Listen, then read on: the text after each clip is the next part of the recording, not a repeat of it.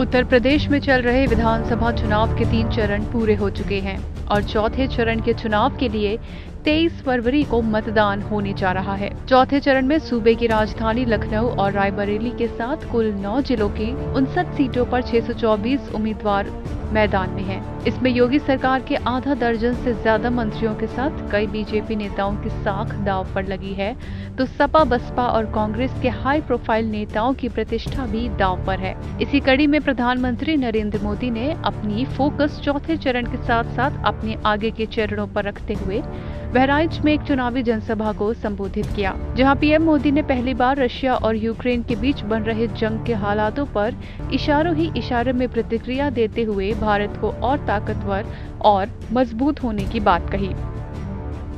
आप देख रहे हैं इस समय दुनिया में कितनी उथल पुथल मची हुई है। जब चारों तरफ उथल पुथल मची हो, चारों तरफ कल क्या होगा, परसों क्या होगा, गिनतियां चलती हो, ऐसे में भारत को ताकतवर होना चाहिए कि नहीं होना चाहिए? भारत मजबूत होना चाहिए कि नहीं होना चाहिए? आज भारत का ताकतवर होना न सिर्फ भारत के लिए, पूरी मानवता के लिए बहुत जरूरी होता है।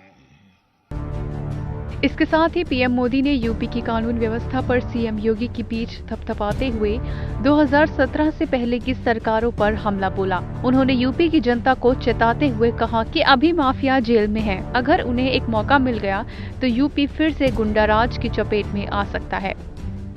वो जो आप पर भय बनाकर बैठे थे, वो जिनके डर से आप घरों से निकलने से बचते थे, जिनकी वजह से हमारी बहन बेटियां परेशान थी, वो सब आज काबू में है।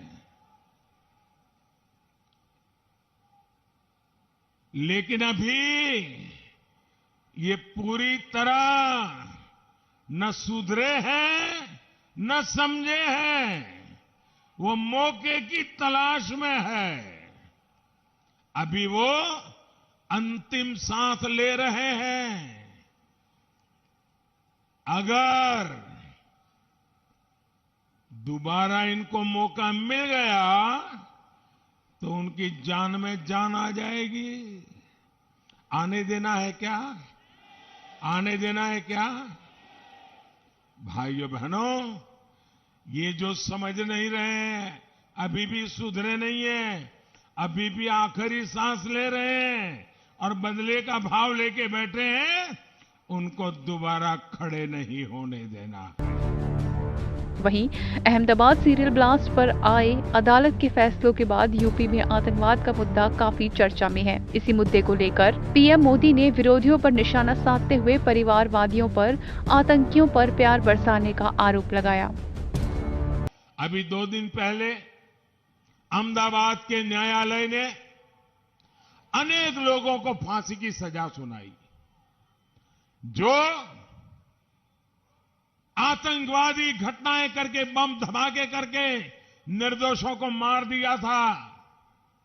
मुझे बताइए, ये न्यायालय ने सही काम किया कि नहीं किया? ऐसा काम होना चाहिए था कि नहीं होना चाहिए था? हमें न्यायालय का सम्मान करना चाहिए कि नहीं करना चाहिए? न्यायपालिका का सम्मान करना चाहिए कि नहीं करना चाहिए? लेकिन ये चुप बैठे हैं, चुप बैठे हैं, क्योंकि उनको मालूम है अब सारा खेल जनता के सामने खुल चुका है। कौन किसकी मदद कर रहा था, ये अब उत्तर प्रदेश का बच्चा बच्चा जान गया है भाइयों।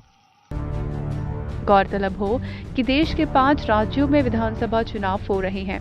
पंजाब, गोवा और उत्तराखंड में मतदान हो चुका है, जबकि यूपी में तीसरे चरण की वोटिंग कल होनी है। पीएम मोदी भी इस बात को अच्छे से जानते हैं कि अगर बीजेपी को देश की सत्ता के सिंहासन पर दोबारा बैठाना है तो बीजेपी को यूपी में अच्छा प्रदर्शन करना ही होगा, जिसको लेकर प्रदेश में सियासी मोहरे के साथ दांवपेच भी चले जा रहे हैं। INS report.